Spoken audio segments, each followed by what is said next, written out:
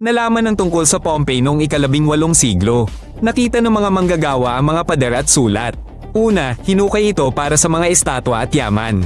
Gumamit sila ng mga tunnel. Paglaon, nabuksan ng mga distrito. May amphitheatro, templo, bahay na may fresko, at pagawaan.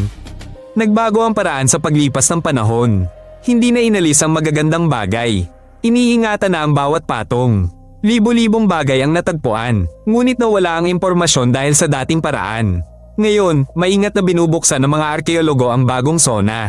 Isinasara rin ang lumang bahagi. Ito ay proteksyon laban sa ulan at araw. Gumagamit ang mga mananaliksik ng drone sa bubong. May 3D scan para sa bitak. Sinusuri rin ang lupa. Alamin ang kinain ng tao sa huling araw. Ang high-resolution na camera ay nagpapakita ng gasgas na hagdan. Makita rin ang bakas ng ayos pagkatapos ng lumang lindol. Sa laboratorio, pinag-aaralan ang patong ng abo.